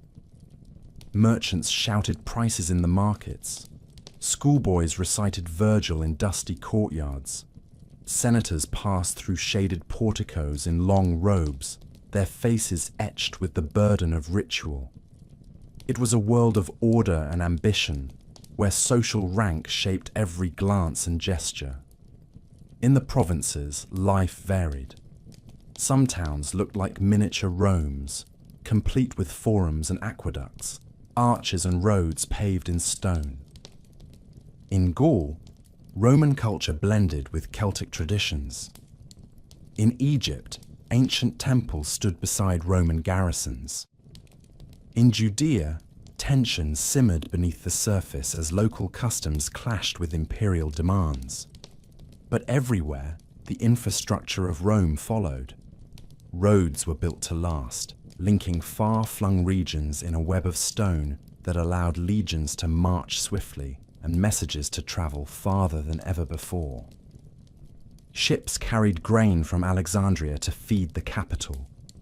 Olive oil moved from Hispania. Silk came from the east, crossing deserts and empires. There were taxes and tithes, weights and measures, contracts and courts. Even time itself bent to Roman precision, measured in a calendar that carried the names of emperors. Religion was everywhere. The old gods of Jupiter and Mars still ruled in name, but mystery cults and Eastern divinities grew in popularity. People worshipped Isis from Egypt, Mithras from Persia, and newer faiths that promised salvation and eternity. One of these, Christianity, still small and scattered, had begun to spread quietly from village to village, carried by letters, rumors, and converts who believed that the empire's greatness could not match the power of a suffering God. For now, it remained underground, tolerated or ignored by most, occasionally persecuted when it threatened the harmony of tradition. But it would not remain in shadows forever. Education flourished in cities. Boys of status were trained in rhetoric, logic, and law, their futures shaped toward public life or legal argument. Girls were mostly educated at home, raised for marriage, though exceptions existed in wealthier families. Literature was read aloud in public squares. Philosophers gathered in shaded courtyards. Medical texts passed from hand to hand. The arts thrived not only in marble statues and temple carvings, but in household decoration, in music played during banquets, in stories whispered by candlelight. Roman engineers constructed aqueducts that carried fresh water over mountains. They built bridges and theatres, basilicas and fortresses. Their tools were simple, but their vision was vast. Yet for all the structure, the hierarchy was clear. Most of the empire's people lived not in wealth, but in labour. Farmers worked the land for landlords they rarely met. Artisans struggled to survive in crowded cities. Slaves, numbering in the millions, performed every kind of labour from household chores to mining and education. A slave could be born into bondage, captured in war, or sold by poverty. Freedom was possible, but not guaranteed. The empire was a pyramid of privilege, and the weight of it rested on the backs of many. Still, it worked. It held. It endured longer than any other system of its kind had ever done. For nearly 200 years, through good emperors and bad, through minor wars and minor plagues, the empire functioned. Its people lived and died in its embrace, often never seeing the marble heart of the city that ruled them. Rome had created not just a capital, but a way of life, a pattern that promised order in exchange for obedience, peace in exchange for silence, bread and circuses in exchange for power. It was a bargain that many accepted, and for a time, it seemed eternal. But time does not freeze, even under stone arches and painted ceilings. The next century would bring new trials. The borders would crack. The legions would turn on each other. The gods would be challenged. And the peace that had held the world together would begin to unravel, thread by thread. There was no loud collapse. There was no single spark or thunderclap. The fall began like all falls do, not with drama, but with a quiet shift that went unnoticed until it was already too late. The Roman Empire, once a machine of order, began to slip out of rhythm. It happened slowly at first. A misstep here, a sudden silence there, a sense that something was wrong in the provinces even as the capital continued its rituals and games. Then the cracks widened. The year was 180 CE when Marcus Aurelius died, and with him ended the line of emperors who had ruled with wisdom and restraint. His son Commodus inherited the throne, not through merit or adoption, but through blood, and the consequences of that choice would echo for generations. Commodus was not the worst of men, but he was unprepared to rule an empire. He was raised in privilege, obsessed with his image, and fascinated more by spectacle than by administration. He styled himself a gladiator, fought in the arena, and saw governance as a stage where he alone deserved applause. The Senate grew resentful. The military grew wary, and the empire, for the first time in a long while, felt rudderless. Commodus was eventually assassinated in a palace conspiracy, strangled in his bath by a wrestler while Rome prepared for the new year. His death did not bring order. It opened the gates to chaos. In the decades that followed, the empire unraveled. Between 235 and 284 CE, more than 20 emperors rose and fell, most of them military generals proclaimed by their troops in distant provinces. Few died of old age. Most were killed in battle, murdered by their own men, or executed by rivals. Rome had become a battlefield not of nations, but of ambition. The throne was no longer a symbol of law. It was a prize seized by force and abandoned in blood. Armies turned inward, fighting each other instead of defending the frontiers. Provinces rebelled, entire regions broke away. In Gaul, a splinter empire declared independence. In the east, the city of Palmyra rose under Queen Zenobia and carved out its own dominion. Rome no longer ruled the world. It was struggling to rule itself. As if internal collapse were not enough, disaster came from beyond. Germanic tribes pushed across the Rhine and Danube. The Sassanid Empire in Persia invaded from the east. Cities were sacked. Legions were routed. For the first time in centuries, the empire's borders were breached not as exceptions, but as patterns. Villages burned, fortresses fell.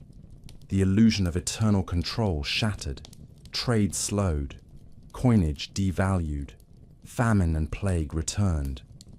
In some cities, the population fell by half. The streets that once rang with marble and voices echoed instead with fear and decay. The people whispered that the gods had turned their backs, that the empire had been punished for pride, that the end had come at last. And yet, the empire did not fall. In the middle of the storm, a few figures rose to hold the line. Among them was Emperor Aurelian, a soldier hardened by the frontier, who marched with relentless energy to restore what had been lost. He reconquered the breakaway regions, defeated the Eastern Queen who had defied Roman authority, and crushed the invaders who had dared breach the northern borders. He was given the title Restitutor Orbis, Restorer of the World. He built walls around Rome itself, sensing that even the capital was no longer immune to danger. He ruled with discipline and clarity. But like so many before him, he was betrayed by his own men and died before his vision could fully take shape. The crisis of the 3rd century was not a single event. It was a long unraveling of confidence, a generation of fear and fire, when the empire seemed to move only from one emergency to the next. The system that had once seemed so eternal proved frighteningly fragile. It had expanded too far. It had depended too heavily on the loyalty of armies and the illusion of unity. It had failed to create a true succession. But even as the old forms cracked, something new began to stir beneath them. The empire had not died. It had changed. It had bent under pressure, but had not broken. And on the horizon, a new kind of emperor was rising. One who would no longer pretend that the Republic still lived. One who would accept the empire for what it had become and shape it with fire and reform. The Roman world stood at a crossroads. It had survived a storm that should have ended it. But the cost was written across every scarred city wall and every broken coin. The next age would not be a return to the past. It would be something else. Something harder. Something that would transform Rome forever. By the time Diocletian took the throne, the empire was exhausted. It had bled from too many wounds, buried too many emperors, and lost too much ground to trust in luck or tradition. When Diocletian rose from the ranks of the military in 284 CE and claimed power not by birthright but by control of the army, few could have guessed that he would become one of the most transformative figures in Roman history. He did not come with grand speeches or sweeping charisma. He came with structure. And that was what Rome needed most. Not another hero, not another myth, but a man who could stop the bleeding and teach the empire how to breathe again. The world Diocletian inherited was no longer one city ruling many. It was a fragile sprawl of provinces, cultures, languages, and crumbling frontiers. He understood that no single man could rule it all, not even with divine favor or military force. So he created something new. He divided the empire, not into chaos, but into symmetry. He appointed a co-emperor, Maximian, and gave him control of the western provinces, while Diocletian ruled the east. Together, they ruled as equals, each bearing the title of Augustus. Then they appointed 2 junior emperors beneath them, Caesars, who would assist in governance and be prepared to succeed them. This system, called the Tetrarchy, was designed not for glory, but for function. It gave the empire 4 centers of authority, 4 capitals, 4 pairs of hands to grasp the reins. It was not a return to the old republic. It was something entirely new. But Diocletian did not stop with the Tetrarchy. He reformed the army, increased its size, and stationed it more strategically along the borders.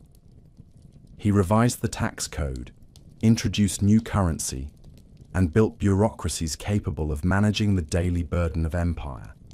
He demanded loyalty not just to the state, but to the person of the emperor, elevating his own image with titles and ceremonies that had once been foreign to Roman tradition. He wore jeweled robes, required subjects to bow before him, and called himself Dominus et Deus, Lord and God. The emperor was no longer a first citizen. He was a sacred figure, removed from the Senate and the people, a being of order above the chaos of the world. It was a sharp break from the past, but the past had failed. Diocletian had no use for nostalgia. He also turned his attention to religion. The Roman world was full of gods, old gods, new gods, gods from Egypt, Persia, and the East. But one faith in particular unsettled him. Christianity had spread through cities and countryside, practiced in secret and in public, drawing converts from slaves, merchants, women, and even some members of the elite. Christians refused to sacrifice to the emperor, refused to acknowledge the old gods, and rejected the divine authority of the state. To Diocletian, this was not only heresy, it was rebellion. He launched what would become the last and most brutal persecution of Christians in Roman history. Churches were destroyed, scriptures were burned, believers were arrested, tortured, and executed. The empire burned its own citizens in the name of unity. But the faith did not die. It grew stronger, and Diocletian, in the end, could not stop it. In 305 CE, something extraordinary happened. Diocletian voluntarily stepped down from power.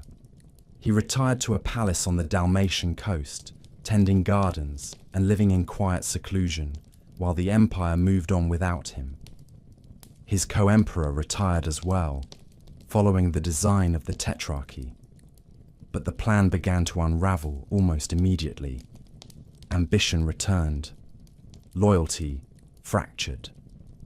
The 4-man system collapsed into civil war. And out of that war rose another figure who would shape the future as completely as Diocletian had shaped the present. Constantine was the son of a Caesar, a soldier like many before him, and a man forged in the fires of succession struggle.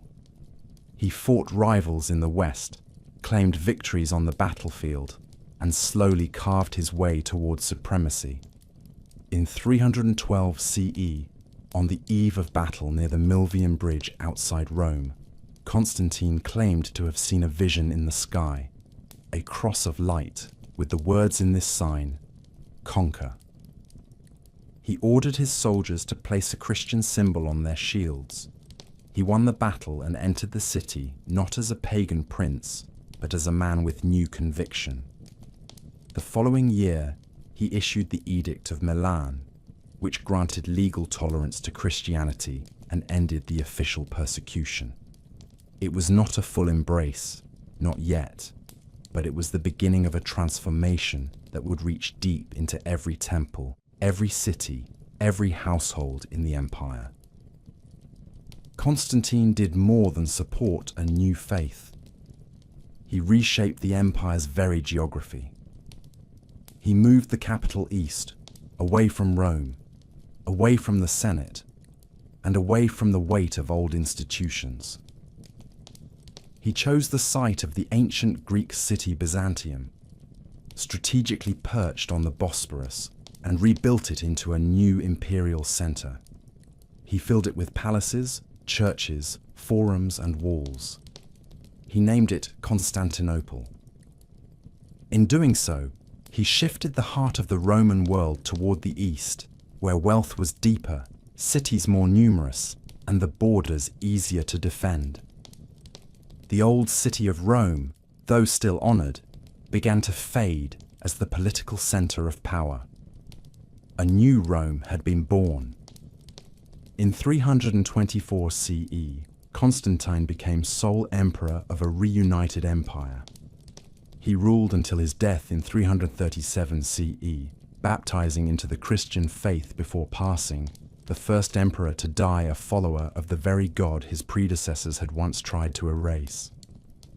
Under his rule, Christianity spread into law, into administration, and into the hearts of the people. The pagan temples did not vanish overnight.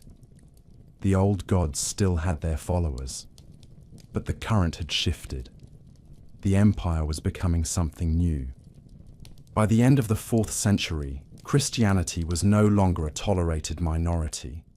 It was the state religion. The temples of Jupiter and Mars gave way to cathedrals. The images of emperors now shared space with saints. Pagan rituals were outlawed. The Senate, once the proud voice of Roman tradition, receded further into ceremony. And in 395 CE, after the death of Emperor Theodosius I, the empire was formally divided once more, this time not as a system of power sharing, but as two separate halves. The Western Roman Empire would be ruled from Milan and then Ravenna. The Eastern Roman Empire would remain centered in Constantinople. Diocletian had divided the empire to save it. Constantine had reassembled it and redirected its soul. Together, they had rewritten the nature of Roman rule, moving it from a republic to a monarchy, from polytheism to Christianity, from Rome to Constantinople. What began as a city beside the Tiber had become a continent-spanning civilization that spoke in many tongues and prayed in many ways. But even as the East began to flourish, the West would soon begin to fade. In the closing years of the 4th century, the western half of the Roman Empire stood like a weary giant, still impressive in name, still cloaked in tradition and memory, but weakened at the core. It remained grand in appearance, with its bishops and bureaucrats, its marble palaces and senatorial titles. But the strength that had once allowed it to conquer the known world was draining from its limbs. The emperors in the West wore the purple robe, but their authority was stretched thin. They relied more and more on military commanders to enforce policy, and those commanders, increasingly, were not Romans by blood or heritage. They came from beyond the frontier, born in the forests of Germania or along the steppes of Scythia, men raised in tribes once hunted by Rome who now fought within her armies, rose through her ranks, and shaped her future. The word barbarian had long been used by Romans to describe those who lived beyond the boundaries of their world, those who did not speak Latin or Greek, those who did not worship Jupiter or follow Roman law. It was a word of distance and disdain. But the reality was far more complex. The so-called barbarian tribes, Goths, Vandals, Franks, Saxons, Alans, Huns were not mindless hordes. They were societies with leaders, warriors, children, and histories of their own. They had long traded with Rome, served in its armies, and admired its cities. But as pressure mounted beyond the eastern borders, these tribes were being pushed westward in greater numbers. The Huns, fierce riders from the central plains of Eurasia, began a slow advance, displacing everyone in their path. The Gothic tribes, desperate to escape the violence, turned to Rome not as enemies, but as refugees.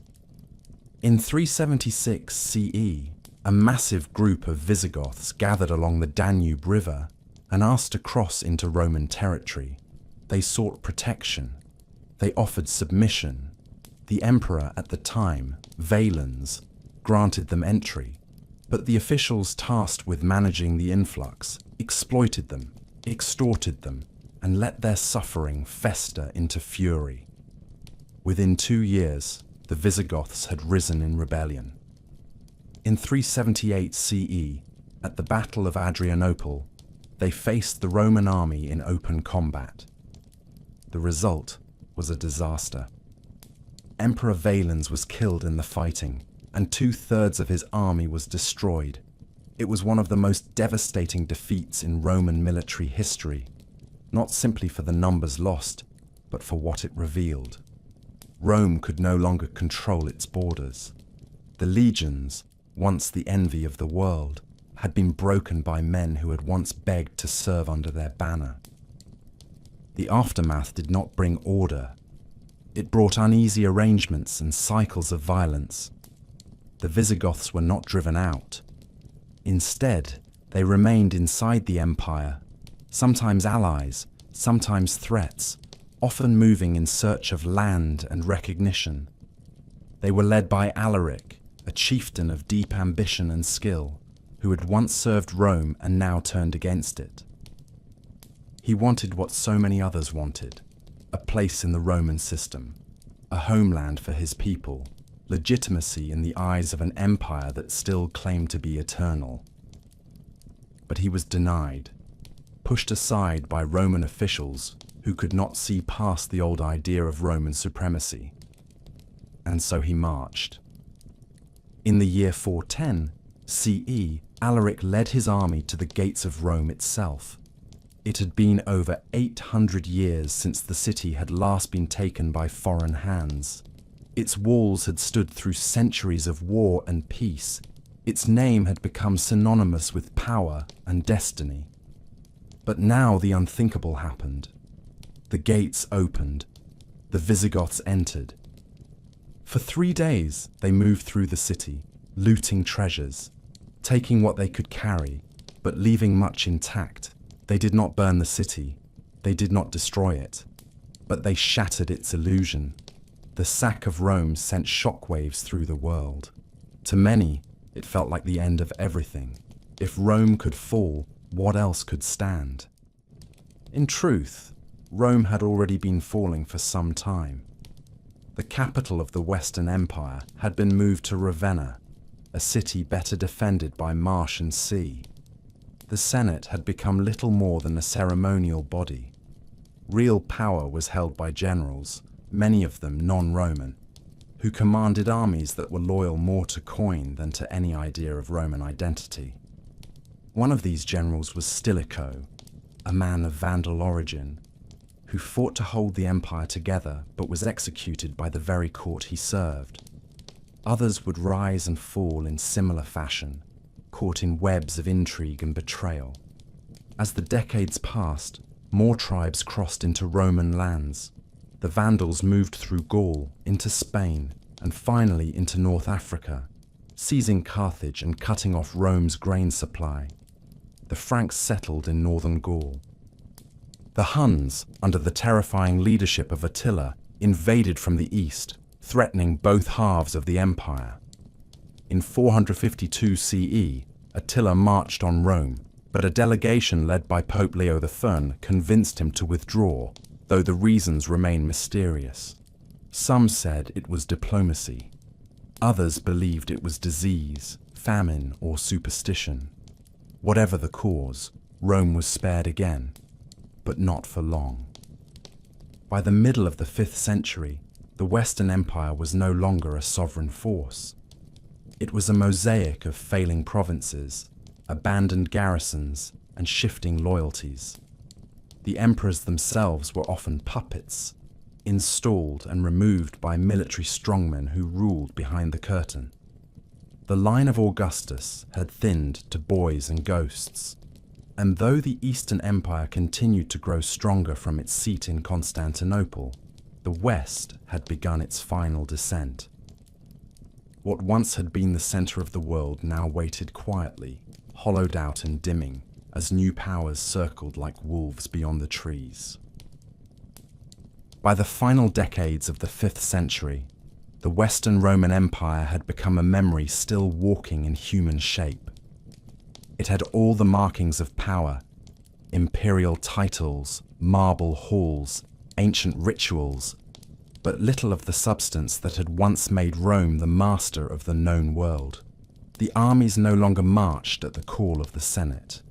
The laws passed in Ravenna echoed softly, but were rarely obeyed outside its walls. The emperor still wore the purple robe, but that robe was now threadbare, passed from hand to hand by men who knew that the real decisions were made by warlords with swords and private loyalties. The Western Empire had become a stage where the final act was being drawn out with pageantry and silence, even as the world changed around it. By this time, the once vast territories of the West had splintered into new kingdoms, ruled by foreign generals who no longer pretended to be subjects of Rome. In Gaul, the Franks and Burgundians had carved out permanent settlements. In Spain, the Visigoths governed their own court and territory. In North Africa, the Vandals had claimed Carthage, ruled the sea routes, and even sacked Rome again in 455 CE, this time leaving devastation and bitterness that would linger in the memory far longer than the actual damage. These new kingdoms still spoke of Rome with a kind of inherited reverence, but they no longer answered to it. The empire existed in name, but its borders no longer held.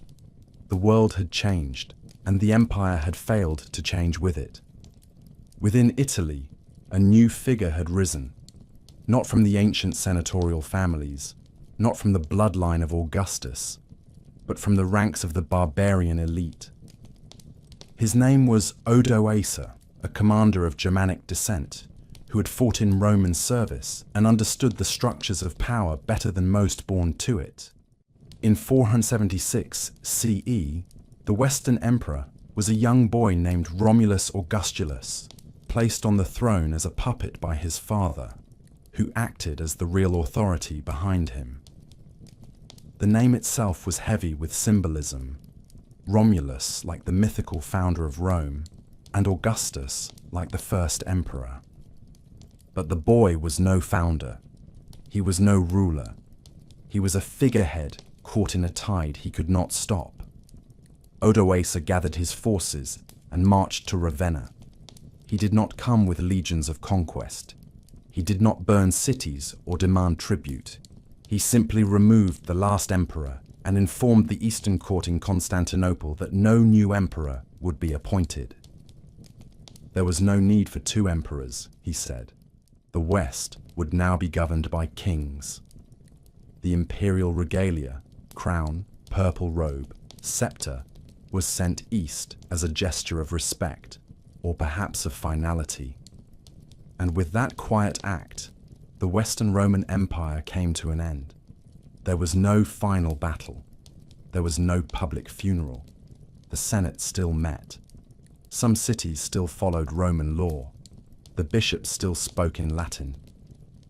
But the idea of Rome as a single power, stretching from ocean to ocean, had ended.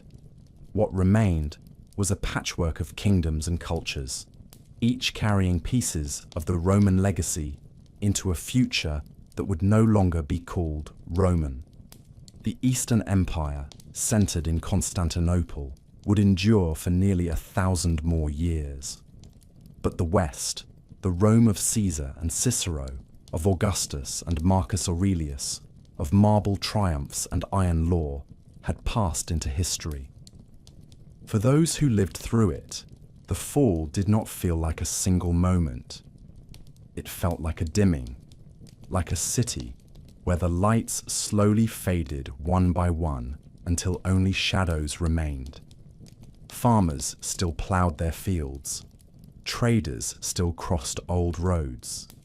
Churches still rang their bells. But the world had shifted. The empire that had once named months, mapped the heavens, and ruled over kings had left behind only echoes. And in those echoes, a new Europe would be born. When the Western Roman Empire came to its quiet end in the 5th century, the world did not suddenly turn its face from Rome. In the East, the empire still stood. Its roads still hummed with trade. Its courts still issued law. Its armies still marched in formation. The old capital on the Tiber had grown brittle, but the new capital on the Bosporus was only just beginning to stretch into its full strength. This city, founded by Constantine and named in his honor, had grown into a fortress of stone and gold, surrounded by sea walls and guarded by layers of battlements that seemed to rise from the sea like the ramparts of myth. Constantinople was not a copy of old Rome. It was something different, shaped by centuries of Greek thought, Eastern influence, and Christian belief. It stood at the crossroads of worlds, where Asia met Europe, and it carried the Roman name with pride long after the city of Rome itself had become a relic. The people of this Eastern Empire never called themselves Byzantine. That name would come much later, created by historians to draw a line between the old and the new. But they did not see such a line. They called themselves Romans. Their empire was the Roman Empire. Their emperor was the successor of Augustus and Trajan, of Constantine and Theodosius. They wrote in Greek instead of Latin, prayed in churches instead of temples, and dressed their emperors in robes embroidered with crosses rather than eagles. But they kept the laws, the rituals, and the imperial ambition. The old republic had died long ago, but the idea of Rome still breathed within their walls. One emperor more than any other would define this new Roman identity.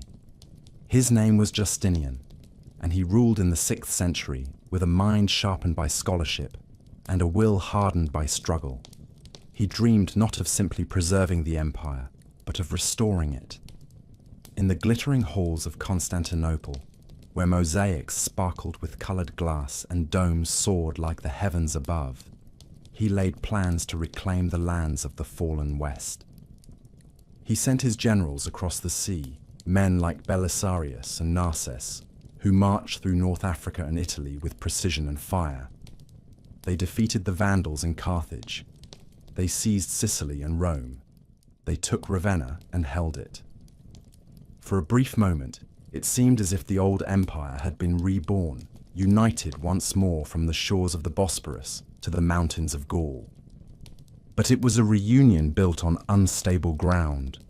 The wars drained the treasury. Plague returned and tore through the population like a blade.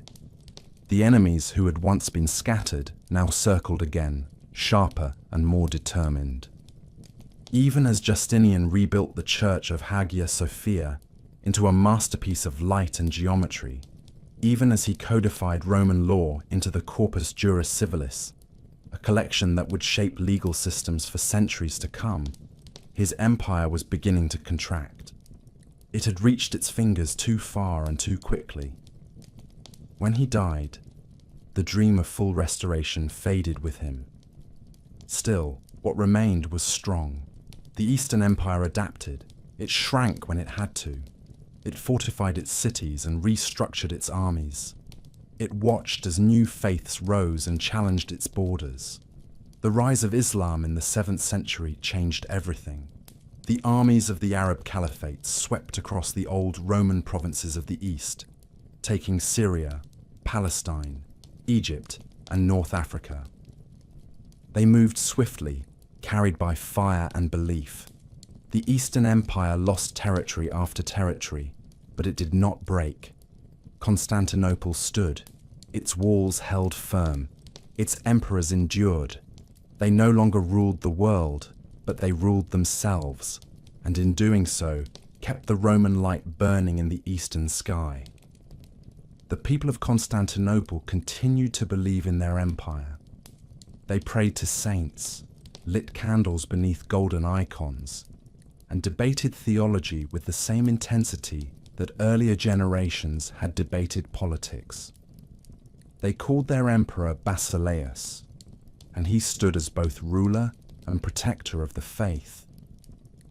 The church and the state had become inseparable, and together they shaped a culture unlike anything in the world. Byzantine art glowed with gold and mystery. Byzantine diplomacy moved with careful patience. Byzantine survival depended not only on armies, but on understanding the delicate balance of war, marriage, religion, and trade. For centuries, this empire stood between Europe and the rising powers of the East. It was a shield, a mirror, a memory made real, and through it all, the name of Rome remained. Engraved in stone, whispered in prayer, carried in language and lore. The old capital had faded, but the idea lived on. It lived in every citizen who called himself Roman. It lived in every law written in the emperor's name. It lived in every morning when the bells of Hagia Sophia rang across the city and reminded the world that though time had passed, the empire was not yet finished. The Eastern Roman Empire had endured storms that would have drowned lesser powers. It had bent, but not broken beneath invasions, rebellions, plagues, and religious upheaval. Its people had watched the world change around them, watched kingdoms rise and fall, watched the map of Europe shift like sand in the wind. But still, they called themselves Romans. Still, they gathered beneath their golden domes and chanted hymns in the shadow of mosaics that gleamed like sunlight caught in stone. They believed their city was eternal. They believed their walls would never fall. And for centuries, it seemed they might be right. But no empire lasts forever. Not even one that has outlived its twin. Not even one guarded by 3 rings of walls and the deepest harbour in the known world. The decline of Constantinople was not sudden. It was a slow fading, a loss of breath that stretched across generations. By the 11th century, the empire had grown smaller and more fragile. Its armies were no longer the disciplined ranks of old. Its economy staggered beneath the weight of war and trade imbalances. The rise of the Seljuk Turks in the east pushed against its borders. Anatolia, once the heartland of Roman grain and soldiers, slipped from imperial control. Defeats on the battlefield began to feel permanent. Resources drained away, and with them, the confidence that had once filled the marble streets of the capital. Then came the moment that shattered more than territory. In 1204, during the Fourth Crusade, an army of Latin Christians from Western Europe turned their swords not against the Muslims of the Holy Land, but against the city of Constantinople itself. Enticed by politics, greed, and broken promises, they attacked the city they had sworn to protect. They breached the walls. They looted the churches. They burned the libraries, and for 3 days, the Queen of Cities was reduced to ash and screams. Holy relics were taken, gold was melted, monks were slaughtered, women were dragged from sanctuaries.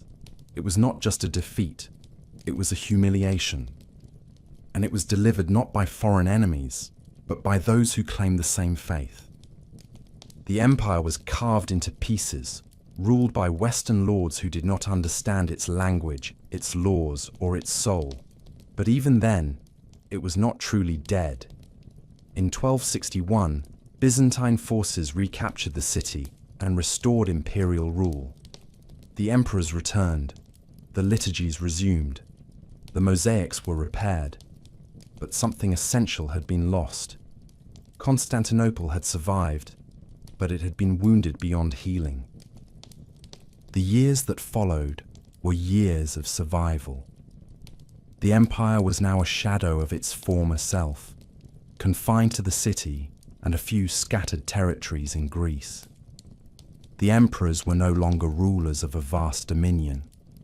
They were guardians of a relic, stewards of a legacy that stretched back to Augustus and Romulus, but could no longer command armies or shape the course of nations. And while the empire withered, a new power rose. The Ottoman Turks, forged in Anatolia, organized and relentless, moved ever closer to the heart of the Byzantine world.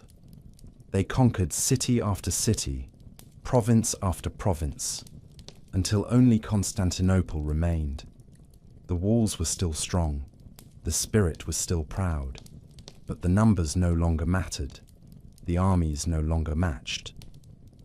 The Ottomans surrounded the city with cannons and siege towers. In the spring of 1453, Sultan Mehmed II began his final assault. For 53 days, the defenders of Constantinople resisted.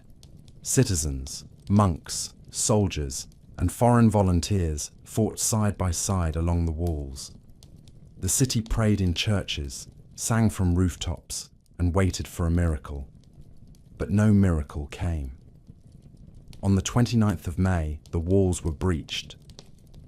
The gates were overwhelmed, and the last emperor, Constantine V, descendant of a line that stretched back more than 1,000 years, died sword in hand at the final barricade. His body was never found. The city fell. The great cathedral of Hagia Sophia was emptied, its altars stripped, its bells silenced. Then it was consecrated again, not as a Christian basilica, but as a mosque. The Ottomans marched through the streets, not as destroyers, but as conquerors who understood the value of what they had taken. Constantinople became Istanbul, and the empire, which had once ruled from Britannia to Egypt, from Gaul to Mesopotamia, breathed its last. And yet, even in death, Rome did not vanish. It lived on in the laws passed down to kingdoms and courts across Europe. It lived on in the language of science and the shape of churches. It lived in the architecture of cathedrals, in the organization of armies, in the dreams of emperors who would come centuries later and call themselves Caesars in Russian and German tongues. The idea of Rome had outlived the city itself. It had passed from myth to reality and then back again. In the end, the Roman Empire had lasted for over 2,000 years. From the hills of a shepherd's village by the Tiber to the golden walls of Constantinople beside the Bosporus. It had conquered, governed, adapted, and endured.